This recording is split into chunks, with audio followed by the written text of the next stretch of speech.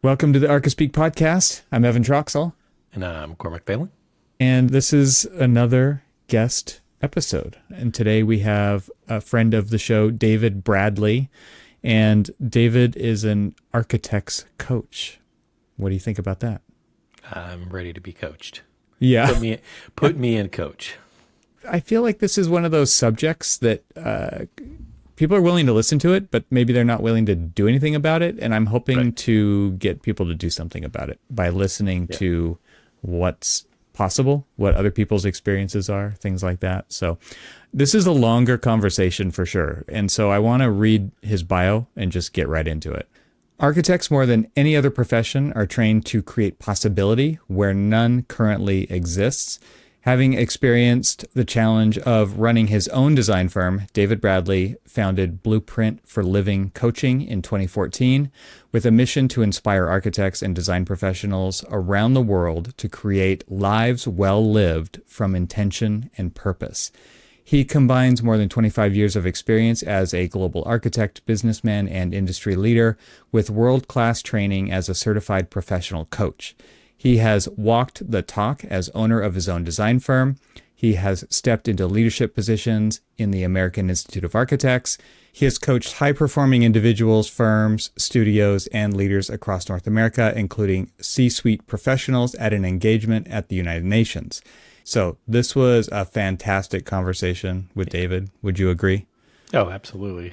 I didn't want it to stop, to be quite honest with you. Yeah, I think it will definitely have to invite David back to continue the conversation. Anyway, let's jump right into the conversation because, again, I can't wait for people to listen to this, and I hope you get a lot out of it. So let's do it.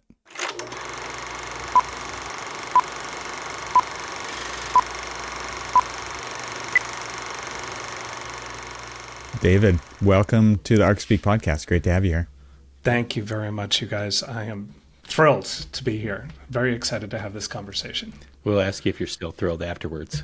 Yeah. Exactly. We're starting high. Exactly. I'll report back later. David, you're an architect and you are doing something very different than architecture right now. And so tell us how you got to where you are now and that journey, what that was like. Because I think a lot of people, we've actually had guests on the show. We've had Jake Rudin from Out of Architecture. We've had Evelyn Lee, who is working at Slack and got out of architecture. You're still adjacent to architecture, but in a different way. And I think it's kind of interesting for architects to hear where other architects have gone and what that journey was like and what was it like for you? Absolutely. I'm thrilled to represent alternative careers in architecture. Let's see, I'll try to make this a nutshell story. I was licensed in 1998. I had been interning, working for a firm in Chicago.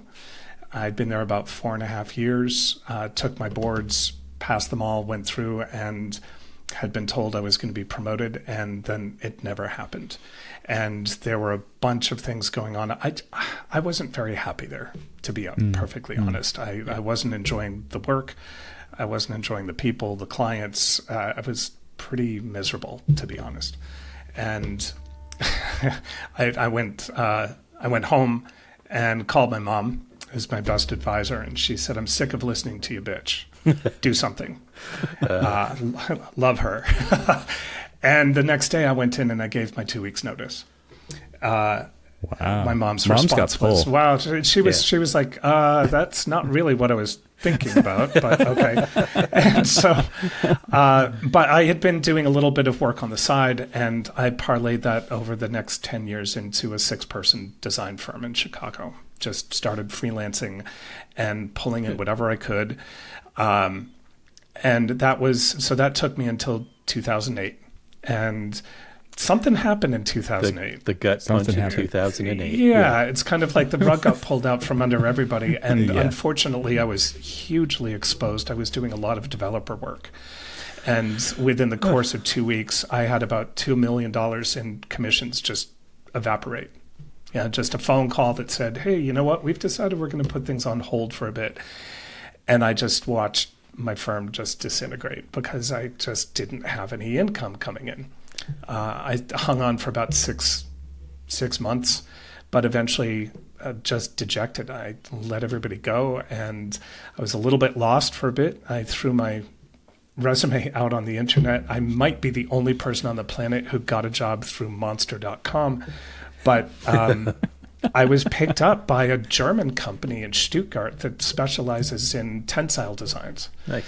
And I knew very, very little about tensile design, but it was a really good match. They hired me because they had projects they wanted to set up in the States, and they wanted somebody, a licensed architect with about my years of experience, to manage their portfolio and open a branch office. So I moved to Stuttgart. I landed there the day that Goldman Sachs tanked. So I thought that was a sign. And I was there for 9 months training and working with them. Loved the people, found the work absolutely fascinating, and then came back to Chicago and basically managed their branch office for the next several years. Loved the work.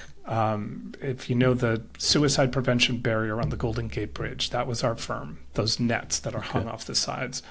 That was one of our projects. So I just, great experience. But the work was very feast or famine. And eventually I went to my boss and said, look, if you keep me on payroll, I'm going to bankrupt you. And that's not in anybody's interest. So let me go on a contract basis with you, and I'll fill in the gaps. I had no idea how I was going to fill in the gaps. And a friend, I didn't want to go back to another architecture firm. I just wasn't feeling it. And a friend kept poking me and saying, you should look into coaching. Well, he was going through this coaching program. And I said, dude, I'm an architect. I don't want to be a coach. What are you talking about? But he kept pushing a little bit. And finally I said, you know what, fine, I'll check it out. It landed with me. I went to one of their workshops, and next thing you know, I signed up for their year-long intensive training program. And I still didn't want to be a coach. But I wanted, as an architect, we love to know how things work. And I decided at that point, well, I want to get a coach, and that's one of the benefits of this program. And for just a little more investment, I can actually get behind the curtain and see how everything works, right? So I went into this program, super intense. It was quite an experience. About 3 months in, I got hired, and I started coaching somebody. It was referred to me. It wasn't even an architect. The guy was an accountant. But I had a ball. And I realized, whoa, wait a minute, I'm good at this. I really enjoy it. And wow, I'm getting paid for it. I can actually do this for a living. And so I started using that to fill in the gaps. It used another side of my brain. It was sort of like it's a completely different way of thinking from architecture. And I really appreciated it. Graduated from that program. I got certified with the International Coaching Federation, and I started to practice. And that was Blueprint for Living. And the idea was, over time, I said, I love architecture. I love architects. And there's a need for this in the profession. Like there's just I would consistently meet architects who were absolutely miserable. And I thought, what a tragedy that these brilliant people are so unhappy. There's got to be some way to help everybody, right? And it's not across the board, but I just consistently, I was at cocktail parties and people were just really, really, and part of it was the recession. It was post-recession. Sure. This was around 2013. People were recovering, but so it just sort of developed over time that I decided that my niche was going to be coaching architects and design professionals. And so that's where Blueprint for Living came up. And it's gone well enough that I haven't really practiced as an architect since. I still have my license, but this is kind of where I think I found my jam. It's interesting. It's funny because some of my experience somewhat parallels yours. That me and a college roommate of mine, we were kind of solo during 2005 through 2008. 2007 started happening to us because we were doing a lot of development work. And then 2008 was the gut punch that just said, hey, what are we going to do? Right. And whereas and this kind of goes back to, some of the things that I had been listening to, some of your past work with the perspectives, and listening the blogs on my website. Exactly, some of your blogs, and it was talking about. I don't know if we were able to. I think you said carpe cross, seize tomorrow. Yes, right. And what was interesting about it is it was this. I don't know if anybody was ready to plan and seize tomorrow, and so, it was one of those like, oh no, what do I do? And I had a headhunter who actually started calling me and asking me, hey, do you want to move to? I was in Florida, and they were like, do you want to move to Las Vegas or Dallas, Texas, or Washington D.C.?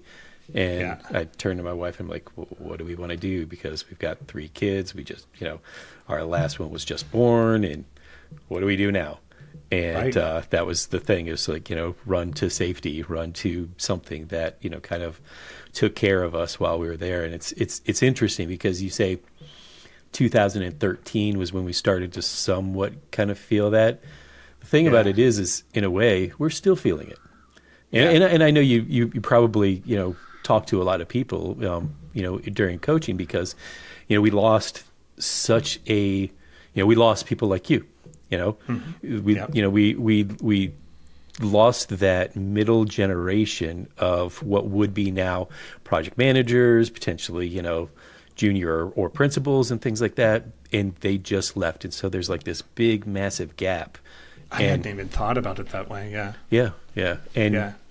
And it's just kind of interesting because as much as we think that, architects can just kind of handle it themselves, it's interesting because there is this need for what you do, because in a way, it's just like, we can't be all, on an island all by ourselves. This is just a raft. We just sent afloat and, And yet that's how society looks at us, and that's how we see ourselves often because of studio culture. Howard Rourke. Oh, yeah. Right? It's the, it's the hero architect who exactly. stands against all the onslaughts of the world, right? And I think that's sort of bred into us through our education, and then later through the profession too. There's not a lot of support. In school, everybody's taught to be the Lone Ranger who has to solve all the problems on their project. I mean, it was and come up with the perfect solution. We rarely had a team project, and when we did, we hated it, right? And then we graduate out of that into the real world, and every project is a team project, and you're relying on other individuals. But you're also, the thing that was coming to my mind as you were talking was, architects are often in reaction mode, and it is a different part of our brain that is that proactive mode. And the kind of the theme that we've talked about, kind of trying to tackle tonight, or at least begin to tackle in this podcast, is designing. I hate to say it like this, but I don't hate to say it like this because there's a book titled this, Designing Your Life. It's also a course at Stanford, and it's a fantastic book. We don't tend to think of it that way. We don't tend to think of it as designing our practice. We design solutions for other people. And so therefore we're often fielding all of those inputs to synthesize something into an output. But we're usually in the catching mode where we're constantly, we're being bombarded with information, building codes, hoops, red flags, blazing fireballs, fire hoses, of information. Right. And we're just taking it.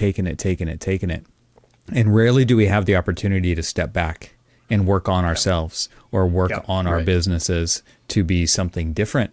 And more of the time, even, we're constantly just doing it how we've always done it. We talk about that a lot on this podcast. So those are the kinds of thoughts that are crossing my mind as you're talking about your unconventional path. And I would love to just kind of define, before we even define kind of the foundation of the conversation, but define what coaching is and why you're doing what you're doing. Sure. And add one more to that, and why architects need coaching, because in a lot of times we're like the self-healers, right? So why, as an architect and a coach, do you feel architects need coaching? Got it. So we've got 5 hours for this podcast. Oh, absolutely. Well, two things. I love that. Before I even dive into that, I love what you just said too, Evan, about designing your life. The tagline for my business I chose was "Design a life you love," and the whole idea of blueprint for living was, hey, let's actually take a look at how blueprints form the foundation for they give us the plan for what it is that we want to do. I just recently talked with a client just yesterday morning who he does all of this problem solving for everybody else, and he's really good at running projects. And we finally settled on, hey, why don't we actually consider your life one of those projects? That might actually that might actually give you some traction, because it's like he does all this problem solving for everybody else and planning their lives. And then when it comes to his own, he's just completely at a loss as to where to even start. But quickly, so defining coaching. Coaching is really interesting. The best way that I would define coaching is it's a forward-looking, how would I do this? Coaching is a partnership, and it's a forward-based conversation to look at where are you now, where do you want to be, and what's in the way of you getting there.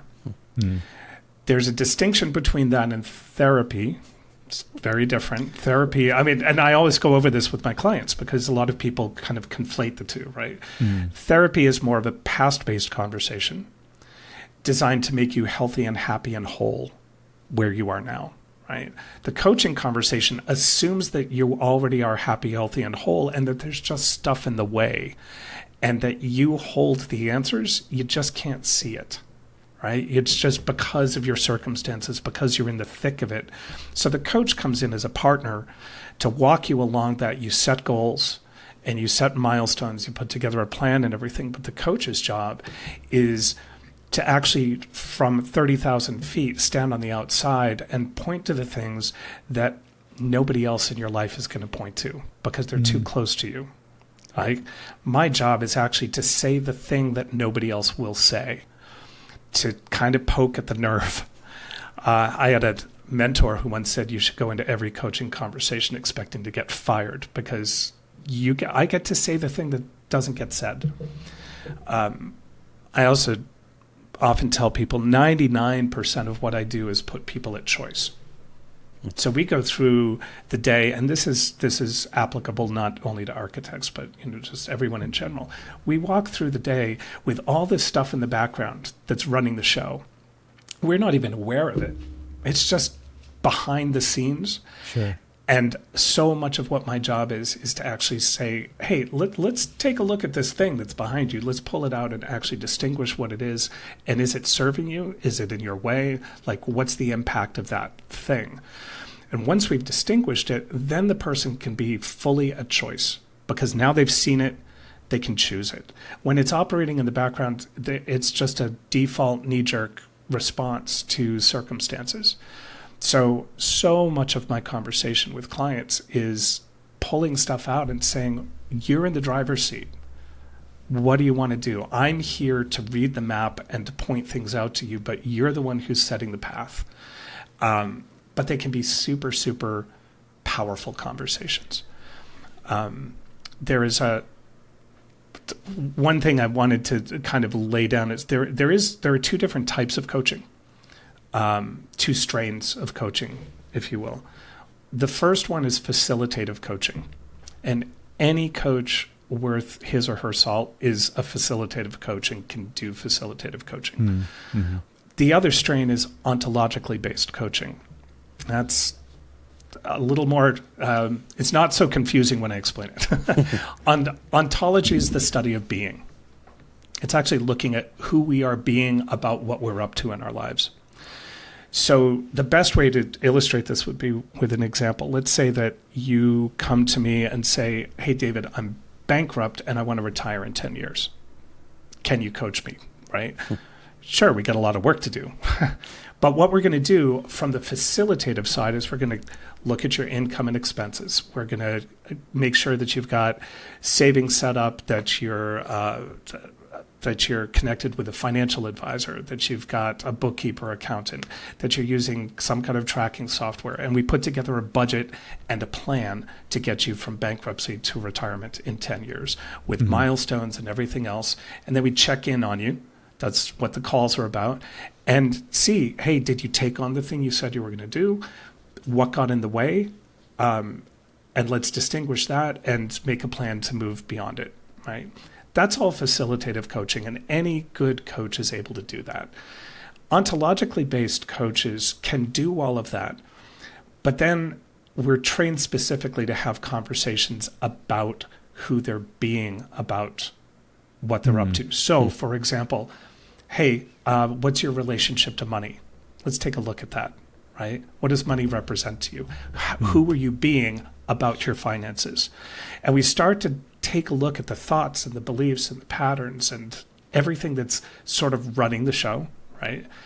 And pull it out into the limelight so we can actually talk about it, distinguish it, and put the person at choice. And actually, that's where the transformational shift happens. That's where the really powerful conversations happen, because you're really getting to the core of why people are showing up the way they do. You see the same thing happen with people who go on a diet, right? And they'll go on the diet and they'll lose the weight, but then the weight comes back. And it's largely, usually, because they haven't addressed their relationship to food, right? What is food doing for you? What does food represent to you? So that's the ontological side of the thing. And the reason I bring this up is because for most architects, we are trained to be very facilitative, right? You're presented with a problem, and you're presented with tasks. You put together a blueprint, you put together a plan, and you come up with a solution, and you work towards the solution. Process and workflow, right? It's very, very much, we do right? it over project after project after project. Absolutely. Right? And things are very, very known. Where this gets us in trouble is that oftentimes we're so immersed in the process that we're not taking care of ourselves and why we're actually doing this in the first place. We get wrapped up in the creation of things, but it's sometimes can get divorced from our purpose for being there and doing that work. When I started my firm, I started it out of frustration. I was pissed off. I hated my job. I was upset, and I just saw no path. So I quit, right? And I spent the next 10 years doing what I would now tell people not to do, right? I researched, I learned how to run a firm, all the mechanics of it, how to hire people, how to do payroll, how to do business, how to market, and everything else. What I wasn't connected to is why I was actually there and what I was doing it all for. So I start working with people and getting them kind of tied back to this. This is why most architects that I had met when I was talking about the cocktail parties, they were so burned out because they weren't connected to their purpose. They weren't connected to, what am I doing this all for? They'd lost that.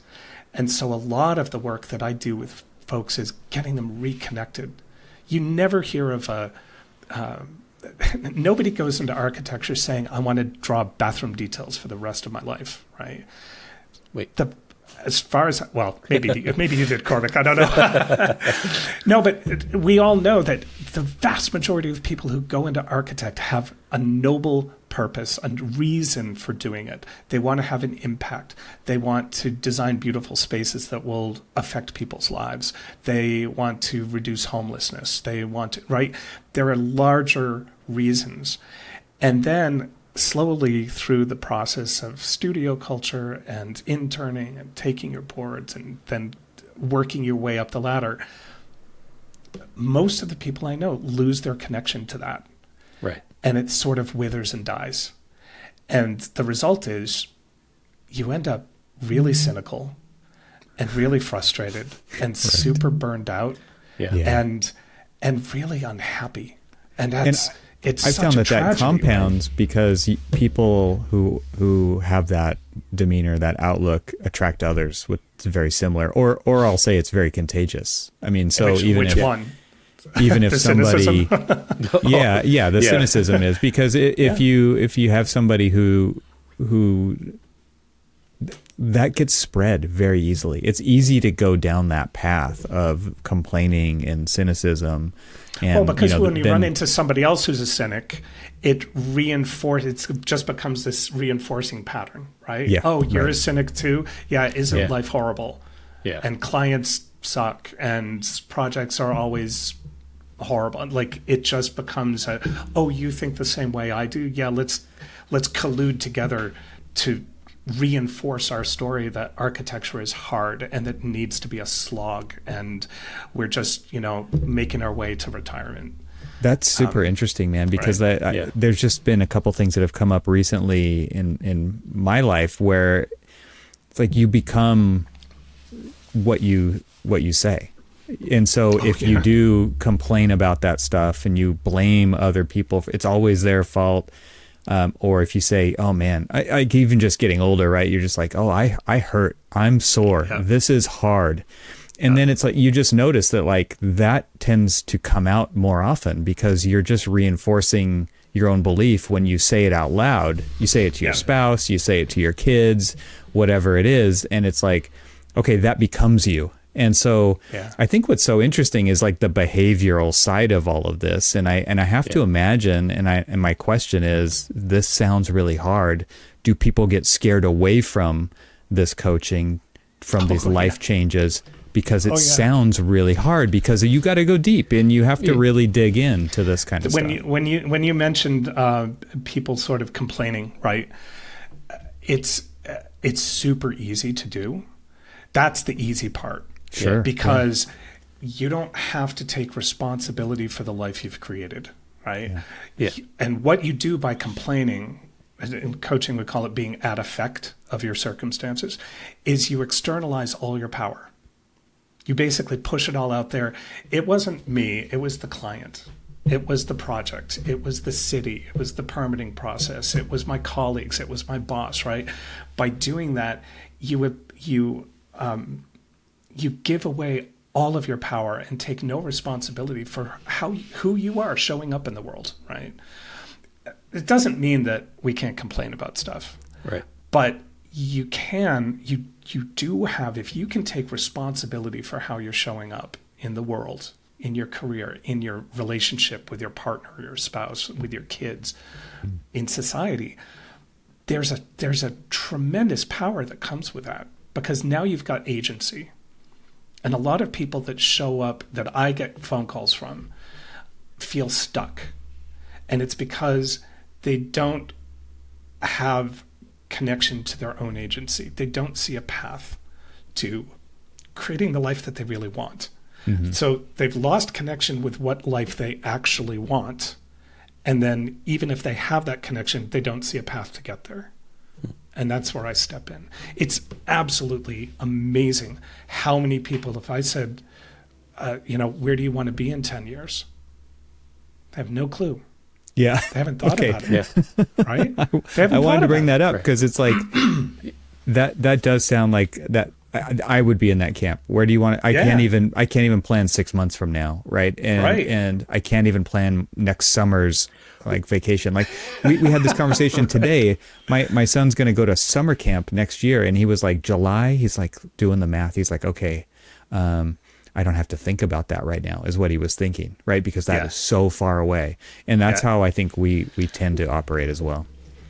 Well, go ahead. I was going to say, I mean, even architects, because of, as we've said, it's just like we're so project focused or client focused or all of the externally focused things that we find it really hard to, when somebody says, okay, well, Evan, where are you going to be in 10 years? It's just like, I was like, I've planned out, all of this stuff for this project. This is where I'm going to be. We're so inwardly focused to that when, and you're right, that we're not really focused on ourselves. We're focused on the tasks of everything that we have to do. How to get there. Yeah. You know, I struggled when I went into coaching because at first I had a story that if I went into coaching, I wasn't an architect anymore and people wouldn't take me seriously as an architect. Your identity's kind of wrapped up Exactly. in that title. It was sort Yeah, of like for sure. I've spent so much blood, sweat, and tears and money and time and everything else to get here. Yeah. I'm really giving this up. And it was a pretty existential struggle for me until I finally clicked that I'm an architect no matter what I'm doing. Right. B, there is a nexus between coaching and architecture, which is really fascinating. Yeah. Architects, more than almost any other profession, are uniquely trained to create possibility where none exists. Right. Right. Coaches are uniquely trained to create possibility where none exists. And that's the place where I get to play. So what's fun is to reconnect somebody with their possibility and strengthen that muscle. Because again, you go into architecture schools and I mean, we've all seen the models and the drawings and the stuff. It's wild. It's expressive. It's out there completely. It's magic. And I know it is magic. And I know that, in studio, gravity doesn't necessarily have to matter. But somehow that gets stripped away and squashed and that muscle atrophies. Yeah. So I had somebody come to me and she said, she's an architect, amazing woman. She had written books. She was running a successful practice and she just wanted, she's like, I want to get to the next level. And I said, okay, so what's your income? What do you want to have as an income goal? And she said, well, last year I brought in, I think it was, I don't know, $280,000 for myself. And I said, okay, and so what would you like to set as your goal? And she says, I think 290,000 would be a really good goal. And I told her, I said, okay, first of all, good for you to have a goal. And secondly, don't hire me. Please don't hire me. That's not the game I'm here to play. So incremental. Right? Because I asked her, I said, if you continue doing what you're doing now, is it kind of predictable that you'd get to 290? Right. Welcome to your cost of living increase. Yeah. She goes, oh yeah. And I said, so there's this continuum between predictability, possibility, and pie in the sky. Right. And where we get to play is what's actually possible for you. Like, what if you doubled your income? Right. And her eyes just went really wide. And I said, maybe that's pie in the sky for you. Maybe that's possible. But she'd never even considered that as an option. Mm-hmm. And she finally came out and she said, you know what? I'd love to make an extra 100,000 this next year. And I said, go. And do you feel that that's possible? You got to keep checking in, right? Yeah. Because something that's possible for her might be pie in the sky for somebody else. But we want to get beyond what's predictable. And so, again, exercising that possibility muscle, getting people to really see, like, wow, what can I do? It's really powerful. It's fun. How do you get people past that? Because, and I'm just speculating here, people who come to you, do they feel like they're in a rut? Do they feel like, there's kind of no forward momentum? I mean, how do you get them out of that mentality of just like, because it's going to take a lot of people, it's going to take a lot of like effort for somebody to actually come to you in the first place. Right. I finally admitted that I have a problem, and I don't know how to fix that problem, but I know that I have that problem. It's just like, so that's a big step in its own right. But it's like, because I will say that after 20 some odd years plus in the profession, I've met so many people, so many things, that hold people back, and it's all, a mental block. I've experienced that myself, and it's just, and it's really, and it's so like, it's really hard to see that there might be something else out there. It's just like, oh, if I go to this other firm, I'm going to do a lateral move, or I'm going to do this, or I'm going to do that. And it's really, so how do you help people realize that there's greener grass, I guess. It's a great question. Everybody's unique. Everyone's different. And I have to practice meeting them where they're at. So there are some clients who come and they know exactly what they want. They're on it. They have the plan. They've worked it out, and they know that there's some stuff in the way, but they're like a pit bull. They've just figured it out. There's other people who are like, I kind of know what I want, but I don't know how to get there. Right. And then I've got other people who are like, I don't know what I want, and I don't know how to get there, and I can't see it. Right. And with somebody like that, part of it is a practice in. You got to go in smaller steps. So you kind of have to adjust things down and get them to start seeing outside of their circumstances, right? Start practicing even in small ways, looking at, well, what would it be like if such and such happened? Right. Sometimes I'm suggesting it to them just to kind of prime the pump. Other times, it's funny. Sometimes silence is the best coaching you can do. Yeah. Yeah, I was going to say that too. I'm working with clients. Let somebody do their thing. Help them help themselves, right? And right. So by staying silent and making people do a little bit of the work gives them ownership over the work. When you do this in parenting all the time with kids, it's like they ask you a question and you respond by saying, "Well, what do you think?" Right? And right. What do you Which think? Is supremely annoying, right? I'm sure it is. And at the same time, when they have an idea, it's their idea, and they have more ownership over overcoming or putting it into practice. Yeah, you totally hit on something too, and it's the other distinction. I talked about the distinction between therapy and coaching. There's also a distinction between consulting and coaching. My job as a coach is not to give you the answer. My job is to help you find the answer that already exists. I don't have to know somebody's profession to coach them effectively. I know a woman who did a training program, and she was looking to niche, and she didn't know what kind of market she wanted to coach, and she got referred to a guy who was a brain surgeon, and she said, I don't know a thing about brain surgery. But she coached him so effectively, he referred her, and now she coaches only brain surgeons, right? And she still knows nothing about brain surgery because it's not about brain surgery. Right. This is like Rick Rubin. I'm totally into Rick Rubin right now, and he wrote an amazing book, a few months ago, and he's a Grammy-winning record producer. He's won all the awards. He's done all the big artists, and people ask him all kinds of questions about music, and he is the first person to tell you he knows nothing about music. Right. He knows, fascinating? And you say, how can that possibly be? Like you've recorded with Johnny Cash and the Beastie Boys and the Red Hot Chili Peppers and Jay-Z and like all these amazing artists, and he's just like, I just have a particular taste that seems to align with most people out there of what they want to hear, and I'm good at tapping into finding those kinds of things. And he trusts that process that he goes through to get there. And people trust him because he's built a reputation around it. And does he know if it's going to work? No, he does not know if it's going to work. But he doesn't know how to operate a soundboard, and he doesn't know how to mix or master music, and he doesn't care about the structure of a song or the theory behind the chords or anything like that.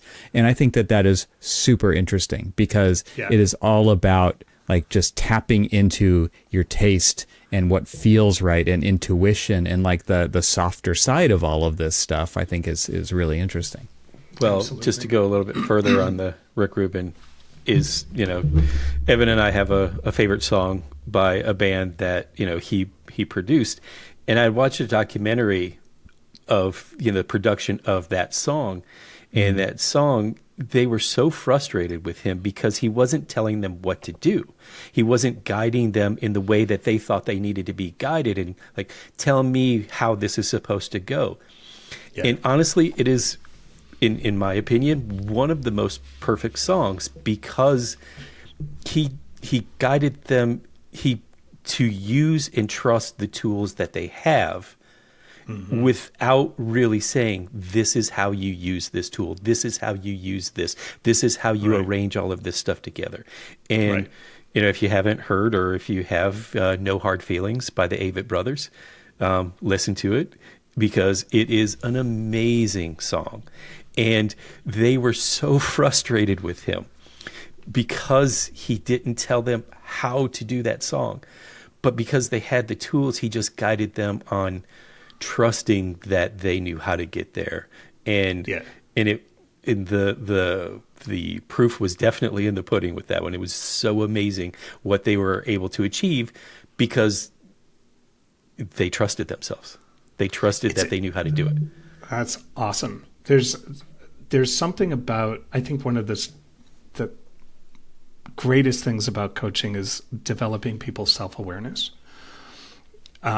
understanding what their gifts are, getting reconnected to that, and also honing the skills that they may or may not already have, and pointing to, as you say, the softer side of stuff.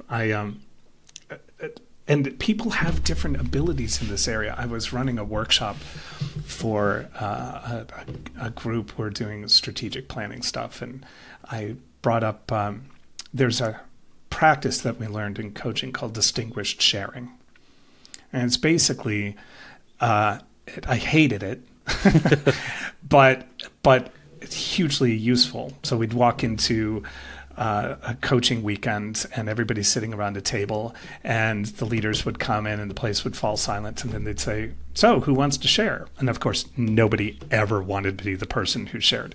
Right. But finally, somebody would break down after the silence got too long, and they would tell something that happened, or they'd share something in their lives. And then they'd turn to somebody else and say, so what did you hear? Right? And that person had to basically say, well, what I'm understanding that person is saying, blah, blah, blah, blah, blah. The whole idea was practice on both sides, right? It's practice in speaking, and speaking with clarity and with intention. And it's practice in listening, and then checking in with each other to see that the first person, the speaker, could say, well, that actually wasn't what I was intending to say, right? So it's a good way of checking.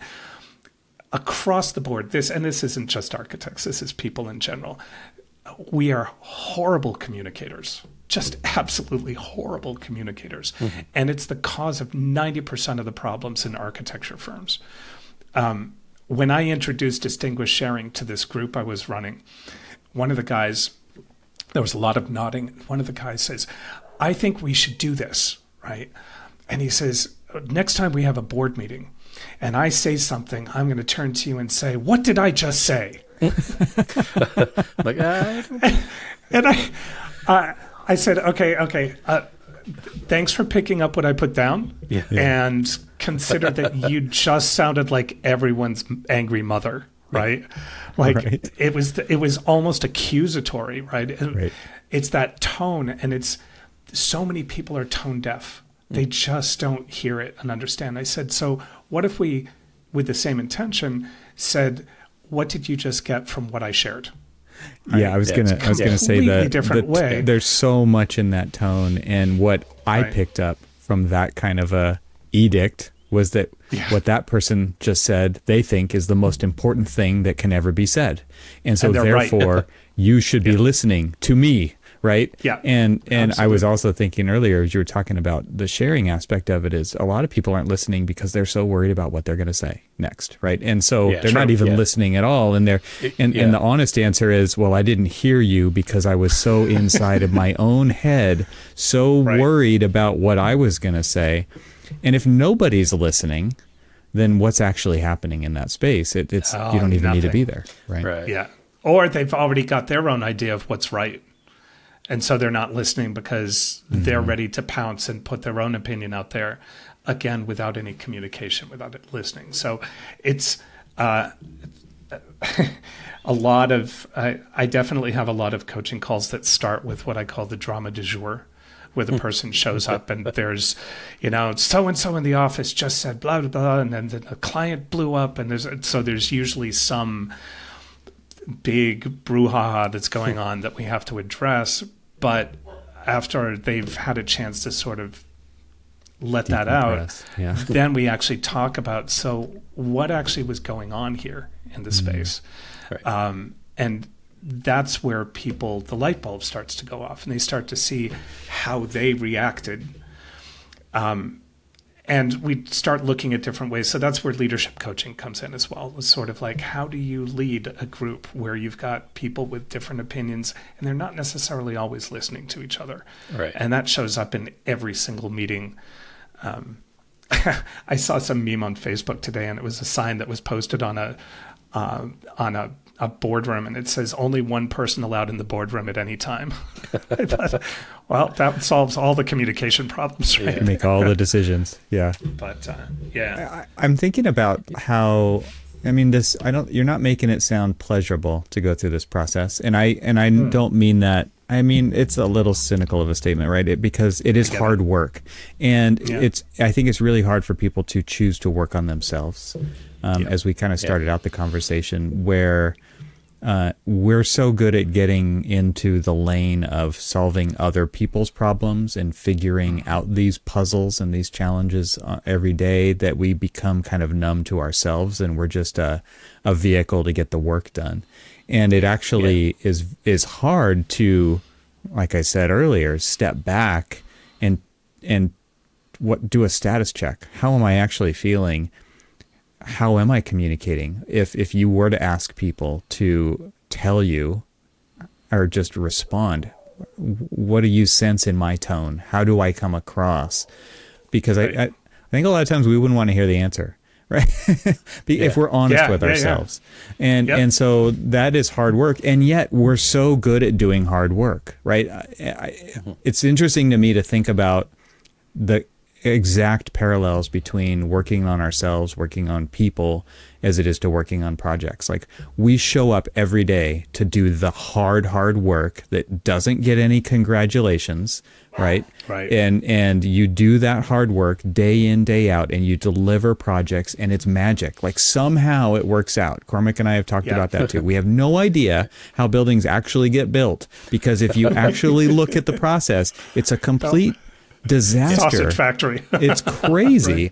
And if we were to think about ourselves in that way, with kind of the things that you're talking about with this approach, and actually stepping back and looking at ourselves or our businesses and having the intention to design a future outcome, that's what we do all the time. I don't think anybody should be scared of that, but we're scared of it because it's us, because we've put so many barriers up, or we've hidden behind so many different masks that we're actually somebody else when we show up to work, and we don't even know who we are anymore. These are the kinds of thoughts that are crossing my mind as we're having this conversation. Yeah, transformation is terrifying. It really is, right? People don't like change. None of us likes change. And coaching, it can be difficult, right? It takes courage. It takes courage for people to pick up the phone and call me in the first place, to just say, hey, I think I need some partnership. I need somebody to support me, right? We're not trained to do that at all. So that's the first hurdle. And I'm always thanking people and acknowledging them for having the courage to step forward and just ask for support. That's a huge deal. And then I think part of it is, it's not all like wooden pegs under the fingernails kind of stuff, right? There is some celebration of wins, and I'm always making sure that we're kind of checking ourselves, like, how are we doing? How's it been going? Oh, you did this thing. How are you going to celebrate that? How are we going to actually acknowledge the progress that's already happened? Because we also have a tendency to not celebrate our wins. Totally. Right. We have a tendency, you get the thing done and you're on to the next thing. Yep. And there's no acknowledgement of, hey, that thing that I just did, that was pretty freaking awesome, right? So part of what I put in too is we find ways to reward people for taking on the hard work. Sometimes it's just small things. It's just, so in addition to creating the path and taking the actions, I'm often with people creating some practices based on our conversations. So sometimes it's as easy as, hey, this week, let's just notice when such and such shows up. You don't have to do anything about it, but it's about building your awareness. Oh, there's that thing that always triggers me. And this time I actually didn't, like, I noticed it coming. I responded differently. They're small things, but as you start to practice it over time, they can really create a massive shift. So it can be fun, and especially when you get to the end of a project. I got one quick story. I had an architect I was working with in Spokane, and he had reached out to me because he was debating whether to even stay in the profession.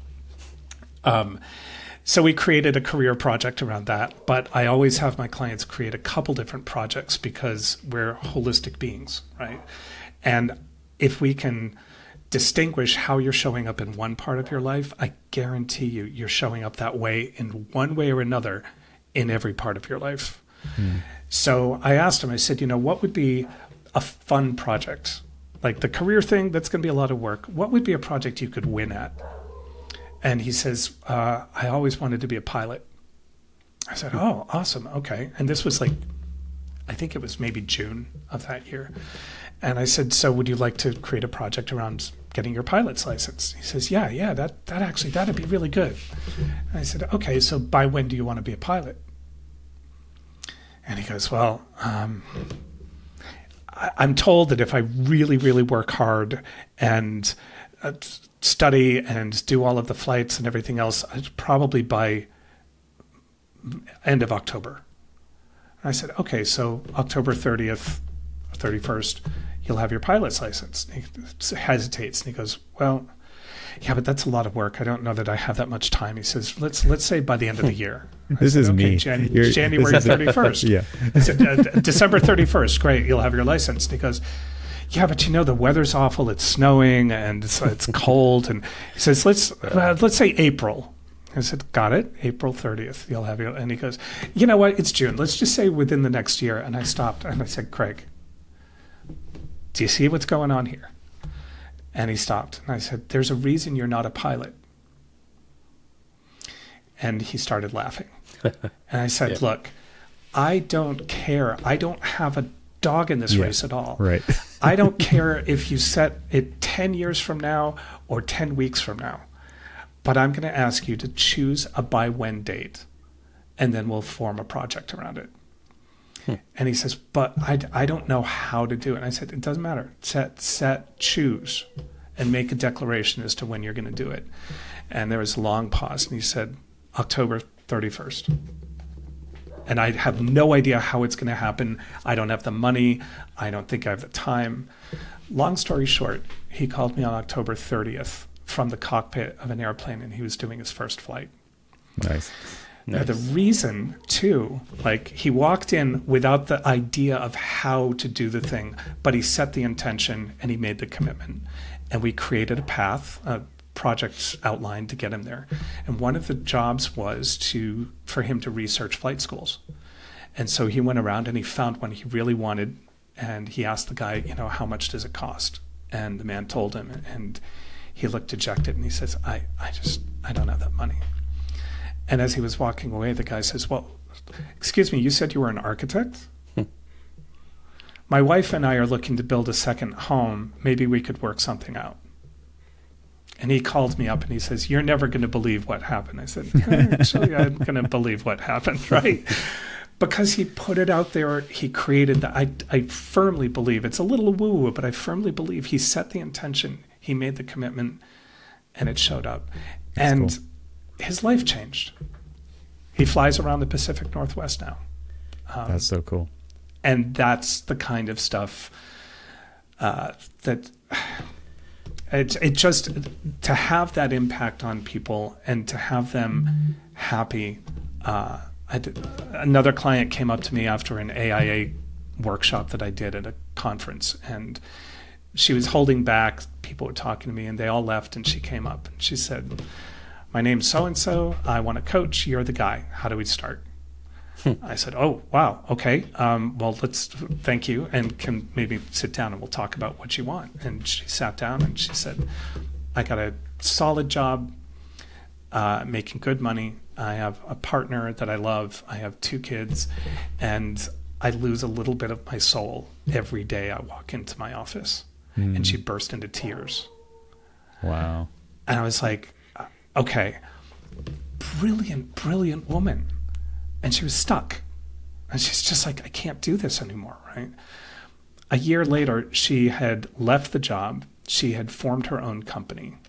And she now she introduces and connects architect innovators who are creating solutions for climate change with angel investors. Wow. And that's her job. And she came to me at the beginning when we were creating this project. And I said, so what's the measure of this? How will we know that you've achieved what you want? And she said, without hesitating, she said, I want to affect the lives of 375 million people. I was like, Nice. okay. And that's what I mean. There are some people who are like, once she had parted the clouds and started to lift her head up and see the horizon, she's like, that's the impact I want to have. And she's doing it.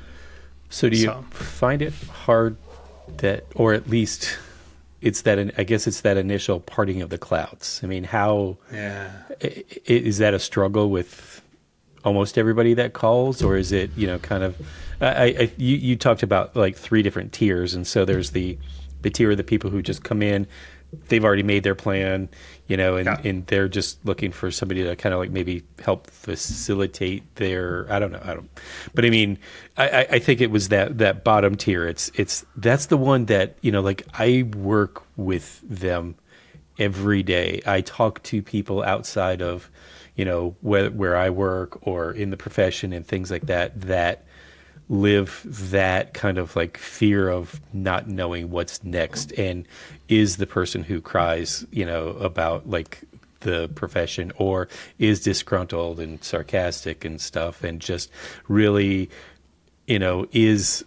doesn't know where to go next, and I guess that for me, because I try to be a cheerleader for everybody and kind of, talk about, and, Evan and I do this all the time, sort of for each other as well, is talk about the why, the passion about what, why we do what we do. The kind of like the root of behind the reason we do the podcast too is, is that constant connection to the passion. And we see so many people falling out of love with, falling out of passion, or losing connection with that passion. And, I feel like recognizing like the hardest thing to do, and you both have said it, pretty eloquently, that the hardest thing to do is to really recognize that it's a problem, that is, it's like, okay, I mean, people know that it's a problem, but they kind of externalize it. It's just like, well, I've got bad employees, I've got bad, projects, I've got bad clients, but they don't really realize that they're, as you said, equally responsible or really responsible for that.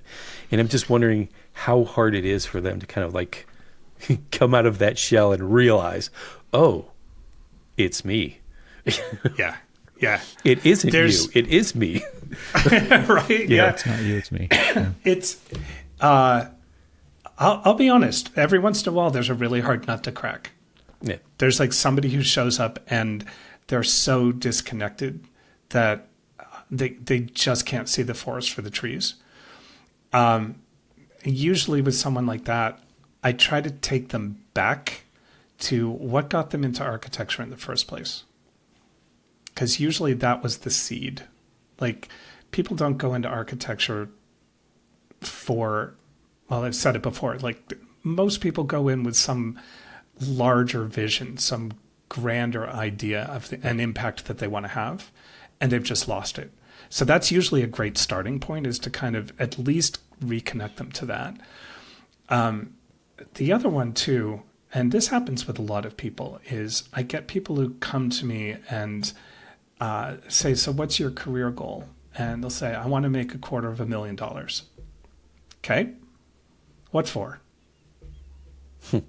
Well, and then there's a long pause because they have no idea.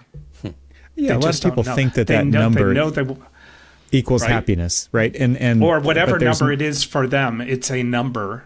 There's no more but depth it's not. beyond that, But it's not connected to any purpose or any like what would that $250,000 make possible for you?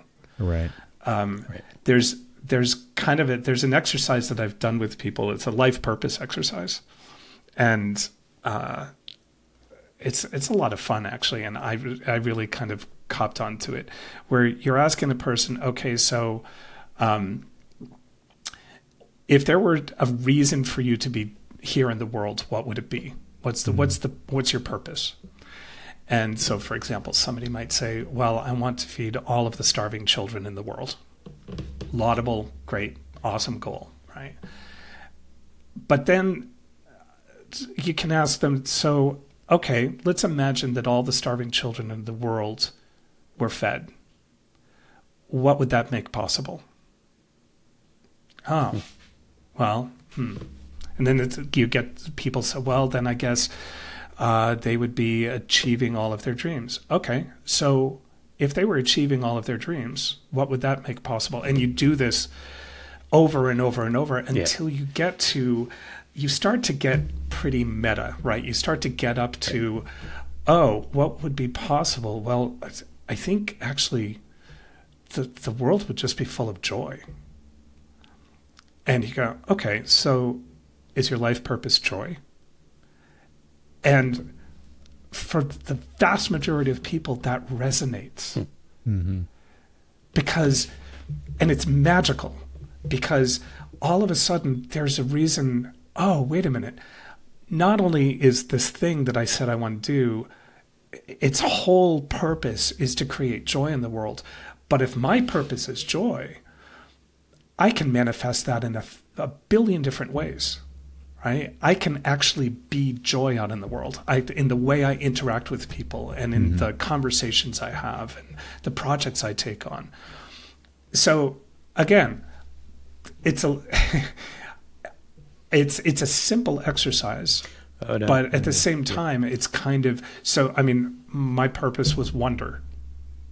And it was just the thing that landed when they said, is your life purpose wonder? And it's like, holy moly. It just landed, right? It was like, wow, that's why I'm an architect.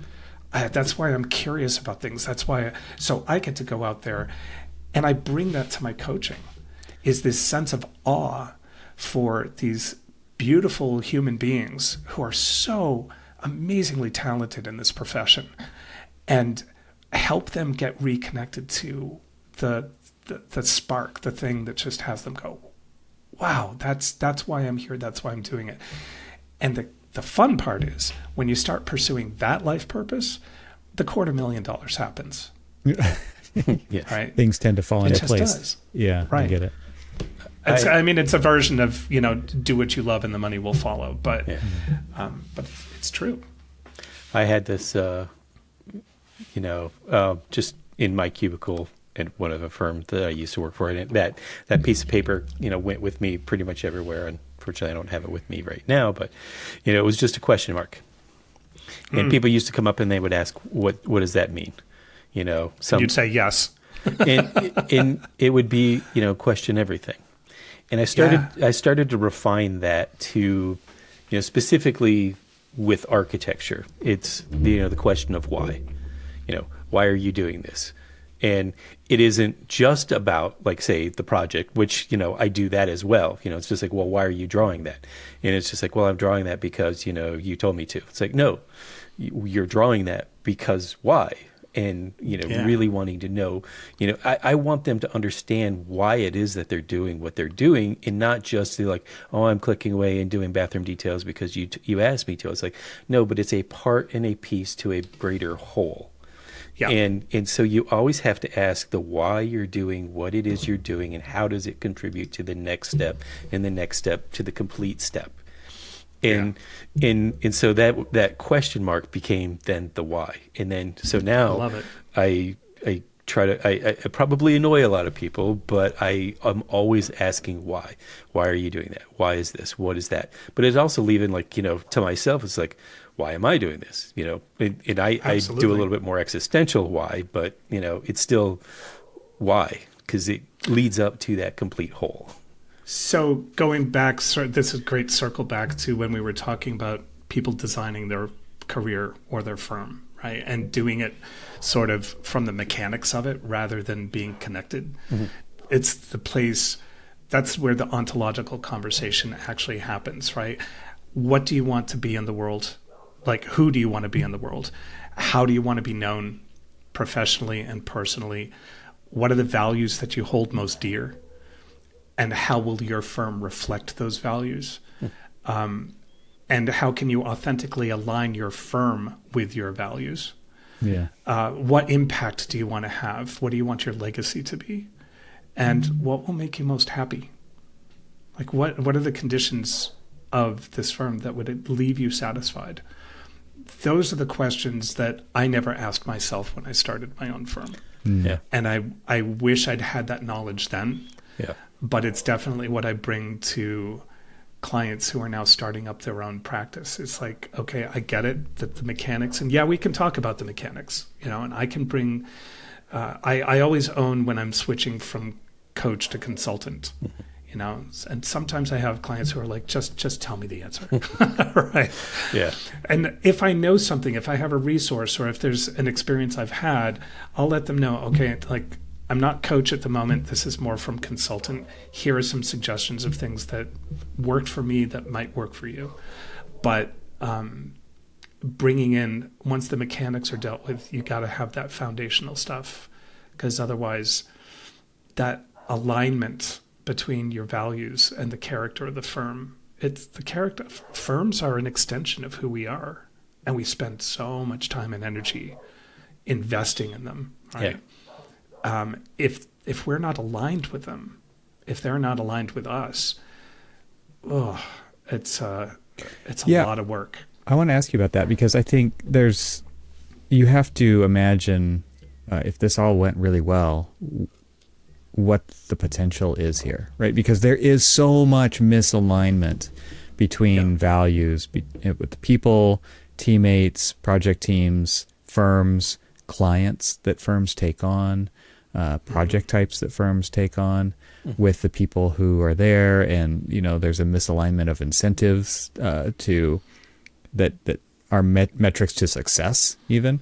And so there's so much misalignment potential because people aren't talking about this stuff. Like, they don't talk about it with each other. It's not written on the wall. People don't know what the firm's values are. They don't know what the board's values are. They don't know what the leadership's values are, because these aren't things that are discussed out in the open. Right. And then there's this other side of it, which I assume that kind of drives you and your work forward, which is like, man, imagine what it would be like if these things were in alignment. Like, okay, yeah, you should not work there anymore, and you should totally work over there because, like, that's perfect for you. And you can start to see those things. I kind of think about our profession and how much we bury under the surface. And I know it's not just our profession, but let's just talk about it like it's just our profession, right?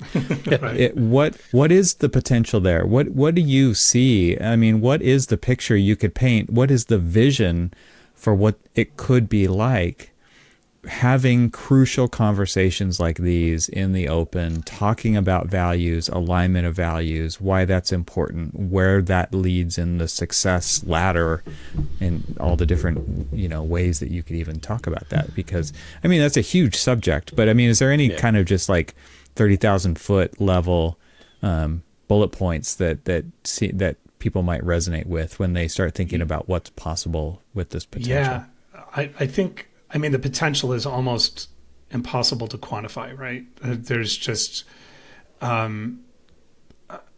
if I were to say at a really, really high level, it's about integrity.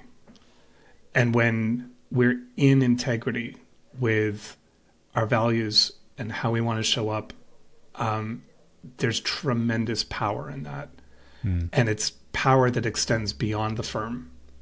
It extends into relationships. It extends into society. When people are having... So to be clear too, the definition I use for integrity is a little bit different. It doesn't have the moral judgment on it. So the equation is integrity is intentions, speaking, and actions aligned. So if your intentions and your speaking and your actions are aligned, then you're in integrity.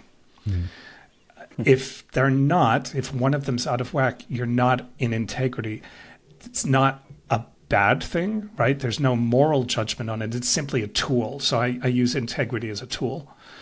And so the only thing to do is look and say, oh, wait a minute, I'm out of integrity in this thing. And being out of integrity is a power leak. So if you see something where you're not in integrity, the only thing to do is to check, what were my intentions? Are they still there? What's my speaking about it? Am I talking the talk? And then what are the thoughts? I said intention, speaking, and actions. Are my actions aligned with that? Whichever one of those is out of alignment, address it, and you bring that. And I've done this before myself. There's this immediate sense of reclaiming power. So the impact, like what my vision is people out there who are actually practicing architecture powerfully from integrity. So they're taking on projects that are aligned with their values. They're saying no to clients who are not aligned with our values, which takes a lot of courage, especially when you're running a firm, right? Yeah. To actually see. I saw a posting on Facebook's Entre Architects group, and it was this guy who, I don't know, it was very obvious from his post. He posted an email between him and this client who obviously is completely off his rocker, right? Yeah. And very threatening, all sorts of legal stuff and everything else. And I remember that. A ton of people were saying, drop the person. Like, just what are you doing? And that was my thought too, is like, it sounds like he's gotten caught in this thing and he should step away so he can be in integrity with what his firm is about. But imagine if everybody were taking on projects that were aligned with their goals and values, if they were aligning themselves with clients who had similar vision and values, and were generating spaces that also had integrity and were contributing to a larger social dimensions of the society that we live in. That's like phenomenal. That's just so amazing. I think about the analogy of architects talk about all the time about the value of housing, like legitimate housing for people who are unhoused or are super low income housing, or you can think about this in the different ways. But we've seen projects. We even at like Monterey Design Conference, firms are presenting projects that are inexpensive to build, but a humongous upgrade for people who are inhabiting those spaces. And then what that allows them to contribute back to their communities by having that basic need met, right? Yeah. That they are then able to contribute back to their community, to their kids' school, to their jobs, because they don't have to worry about where they're going to sleep that night, right? Right. And yeah.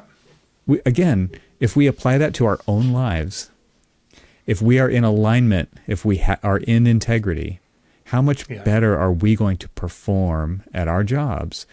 If our firms are in alignment and in integrity with our values and with picking the right clients for that work, how much better are those projects going to make an impact in the world? I mean, like, you go back to that original intention of becoming an architect. A lot of people want to become an architect because architecture can change the world, literally can change the world. The built environment can make the world a better place.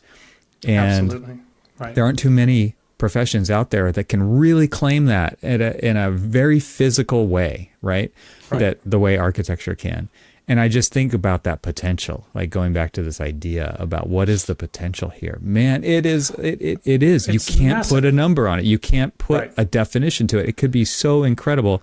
And yet we sacrifice and we cut ourselves short and we short circuit ourselves, probably a better way to say it, all the time with choosing less, choosing worse. Well, unfortunately, we're all human. So, right? There's we have to be somewhat forgiving with ourselves, but there's always the opportunity for practicing and doing it a little bit better. We're not going to flip a switch and all of a sudden you have to do those chunks. be in integrity, right? But even integrity it runs down from the highest level down to the minutia. Integrity is choosing materials for your project, right? Or choosing a particular design strategy that's more responsive to climate change, for example, if that's what you're aligned with. Think about it. Most architects, I'm going to generalize, are concerned about climate change. And yet a lot of us don't design in integrity with that value, right? And what if we did? And what if we became a demand for clients actually taking responsibility for their design choices, right? Well, so there's It's huge. Yeah, so there's this. I love where we're talking. What we're talking about and the premise behind it, but then there's the, and I hate to sound like this, but there's always the, well, we got to meet payroll. We've got to do this. We've got to do that. And so there's the sacrifices that people do make to the integrity, that they say, well, we wouldn't normally take this project on, but, we've fallen short for our projections. So we're going to take this project on and we're going to do that. And then that, kind of like leads to other things. And it sometimes it's hard to kind of reconcile, what you should be doing with what you do. It's super hard.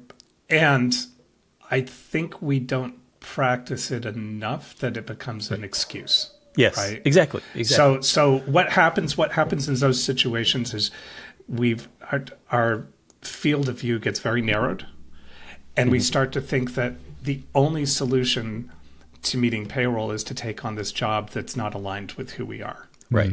Right. And that's false. It's a trap. There are a billion other choices that we could make. We just don't necessarily see them. Right. And we've gotten so used to accepting the default of, well, I just have to take this job, that we've lost the courage to say no to that job and to find anything else that is aligned. Right. Architects are master justifiers.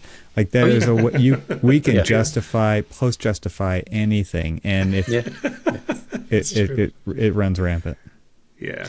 And the thing about that though is, so you take that project and you start working on that project, and that project is everybody knows, well, we sacrifice because we're meeting payroll, but then it becomes such a toxic element within the firm that it really does, it adversely affects everything. So it's now completely poisoned the well, right?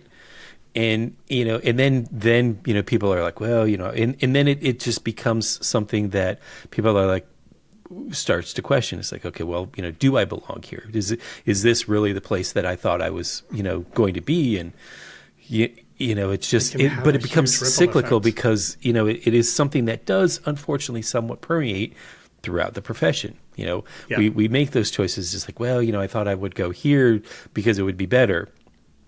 But so. Well, and it shows up in the same with the race to the bottom with a lot of architects too. It's like compromising our value and our worth, because for that paycheck, for that project. I did it.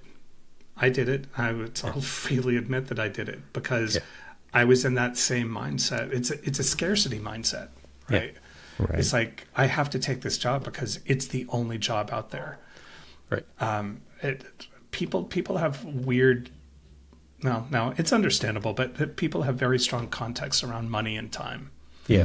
And the scarcity context it's present. It's everywhere, and it gets in the way of people actually seeing other opportunities. And it creates bad habits. I was thinking about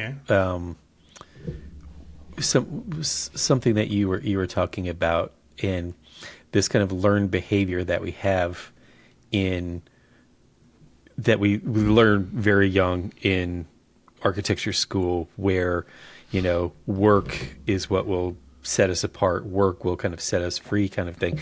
And we work so hard and sacrifice our time for this kind of end goal that we don't really understand what the end goal is, but we kind of chase after it, and we work and we work.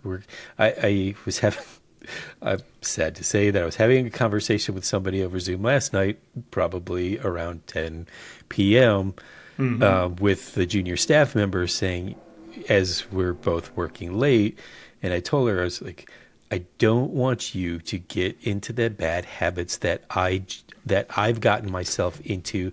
That is just something. It is a mantle that we used to take pride in. You know, my generation takes pride in. It's like, you know, work, work, work. You know, that's what's going to define who you are. And you know, not seeing that, you know, it's just like you have the opportunity to change that cycle, to break free of it. And as I'm saying all of this, I'm like, wait. Don't As you're not modeling it. Exactly.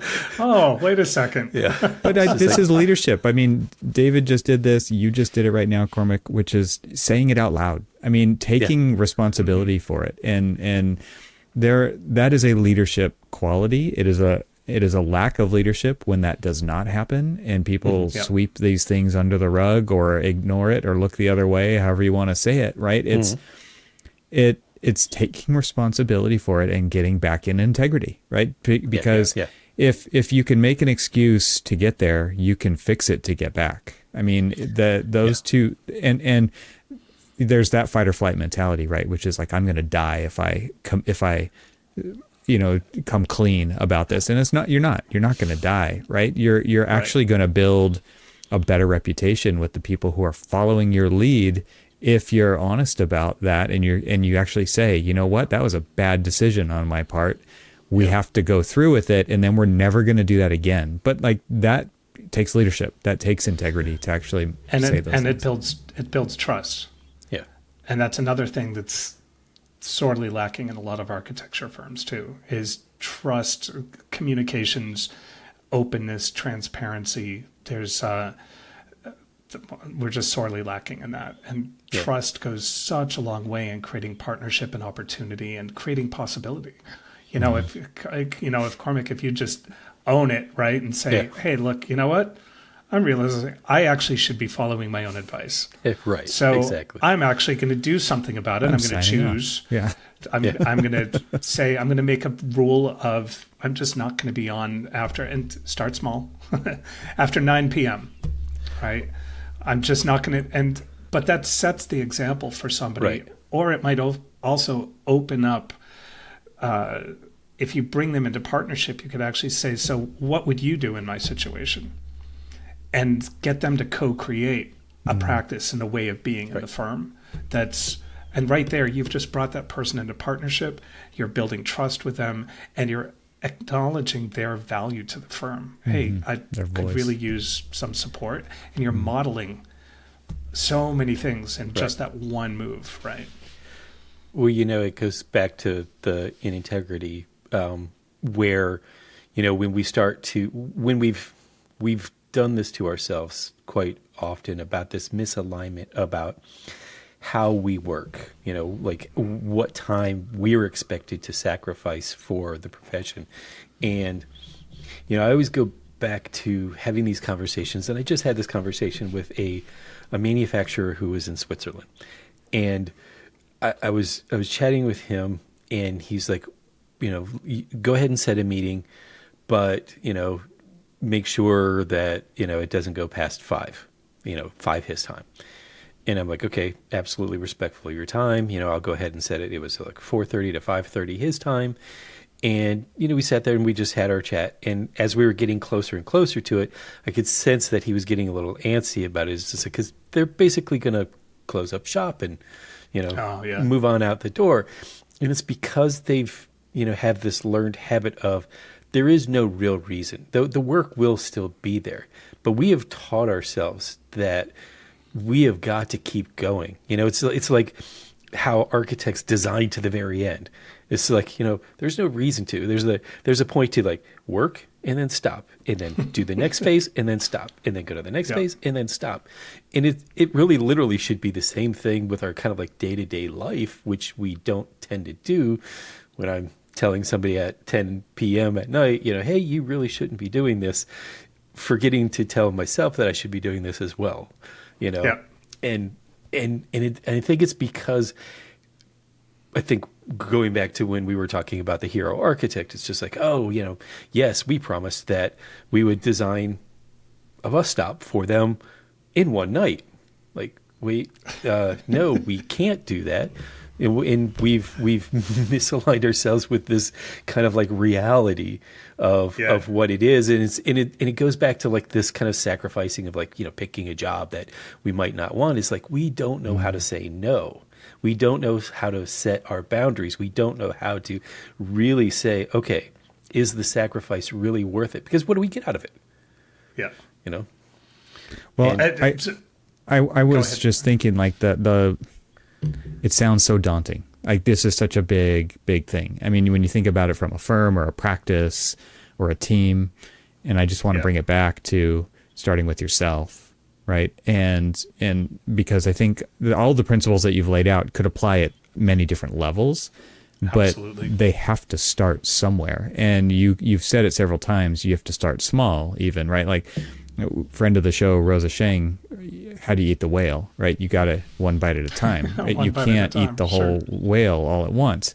And this idea of taking responsibility for yourself, where you are has not been imposed upon you. It's by decisions that you have accepted from other people or decisions that you've made. And coming to terms with that first, and then starting to take small bites moving forward to get to a place that you want to go. And I think something that I've pieced together from you, David, is like you've got to have a plan of where you're going or you're never going to get there, right? Like you have to have the vision of where you want to be so that you can devise a plan and have an accountability to actually getting there, right? And there has to be a plan. Without the plan, without an actionable plan with milestones, with goals and everything else, the coaching conversation is just that. It's a nice conversation, but it doesn't have any applicability to your life. So when I'm working with folks, we create a project. I actually use a backcasting process where we set the goal and then we start to work backwards to where you are now. For a couple reasons. One is by backcasting, you short circuit all the circumstances that could stop you from actually getting there. Because a lot of people, when we start planning and we sort of set the goal and then we start thinking, okay, what's the very next thing that I need to do? Oftentimes we're stopped by circumstances, by time, by money, by energy, by resources, right? And the whole thing dies because we run into the walls of our circumstances. By reaching out and saying, I'm going to start with the goal and work backwards. Now we're working from the goal back. You don't have all of those other objections, and you get yourself back to where you are, and then you flip the script, and now you've got the map to get you where you want to go. You're going. Yeah. But without that, we're having a nice conversation, but there's nothing that you can apply it to, or there's no structure. So there's always got to be a project or something that the conversation lives in order to have an impact. Yeah. And architects should be able to see that because we do that. Absolutely. So that. And I know there are some firms that actually design that way too. They backcast. They set the thing and they work backwards. But small steps. I mean, even in the example that you gave, Cormac, about working late, the small step would be, first of all, I would be curious where that relationship to time and working shows up in the rest of your life too, in terms of overcommitting, overextending, working beyond when you said you might, or crossing over. I'm not saying you do this, but just places to look, right? Sure. If that's how it's showing up in work, very likely could be showing up in your personal life as well. Right. And then the next thing to do is just say, okay, now that I've seen it, now that I've distinguished this behavior and I'm aware of what the impact of it is, now I get to choose. Am I going to do it? I could keep doing it, or I can choose almost anything else. And so, like I said, you might say, you know what, I'm just going to practice saying, I'm going to shut everything down at 9:00 and I'm offline and I'm off grid. Right. And rather than, like a lot of people would say, I'm walking out the door at 5 and nothing. Like, Cold turkey. It's probably not. Yeah, the cold turkey thing, it can work, but it's Right. probably not reasonable, right? Right. But then you practice that, and then the next time we talk, I'm like, so how was that practice? How did that go? And you're like, oh, well, I managed to stop at 9 3 nights last week, but I went until 11 or 12 the other nights. Right. Got it. So we celebrate the fact, first of all, that you managed to do it 3 nights. That's awesome. And take a look at, so how is that different? What was the experience? Do you want to continue doing that? Okay, what's your declaration for this next week? Do you want to go full bore 9 o'clock every night? Or maybe we ratchet it back a little bit and say, every weeknight, I'm going to back it up tonight.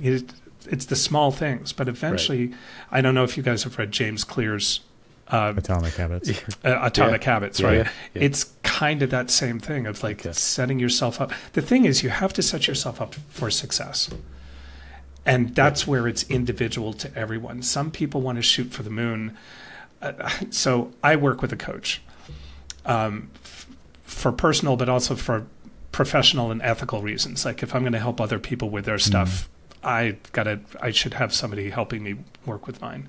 And with my coach, we distinguished, I have what's called a north face mentality.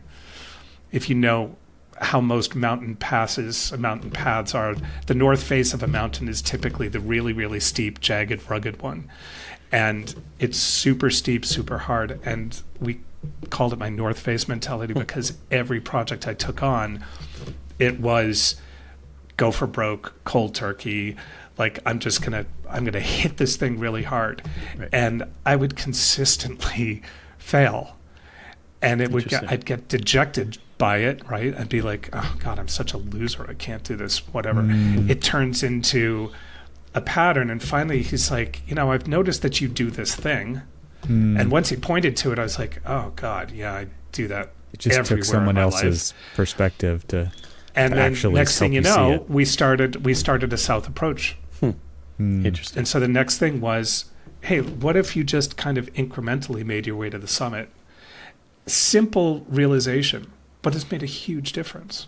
It applies to so many actually things. I'm actually absolutely. experiencing winning.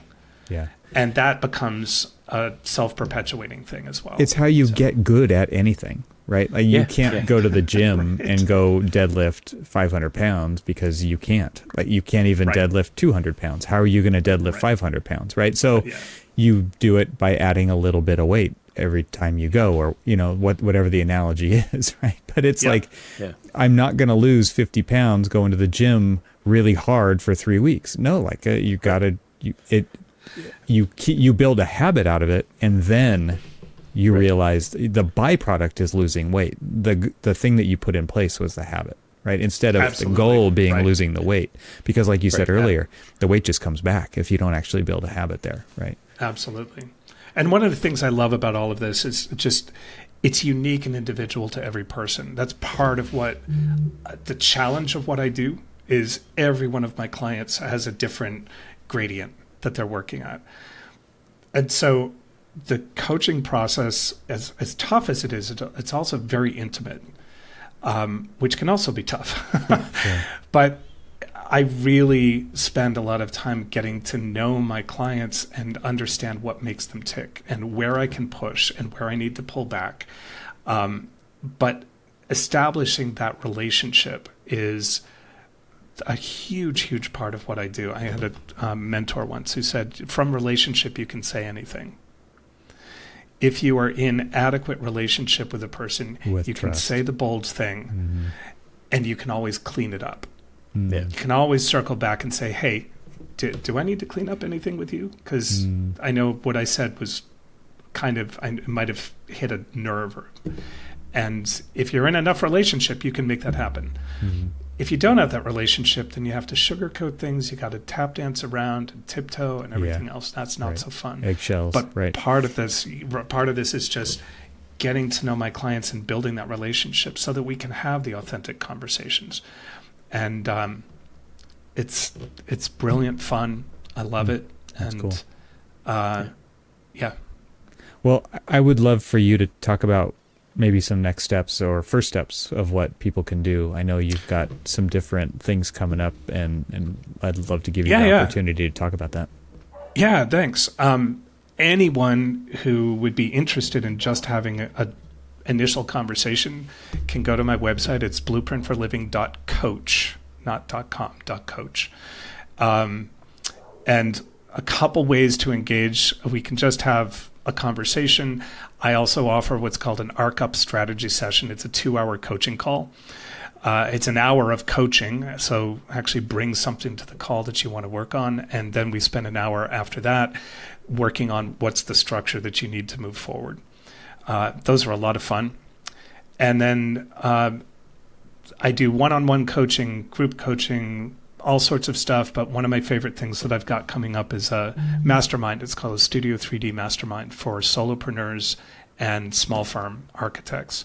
It's a maximum of 6 people over 6 months. We meet twice a month. And masterminding is a little bit different from coaching. It's a different modality, but I do bring coaching into it. And I've done it before. I had wild fun. People created some really cool stuff.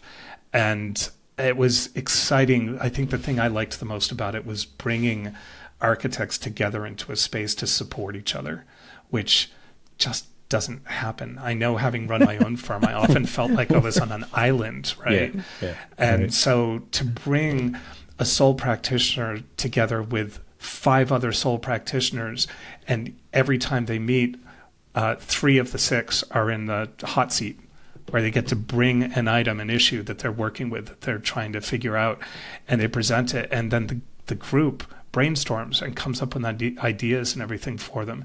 And there's accountability and everything else, but that's tremendous fun. So I have that starting up again at the beginning of December and beginning of January.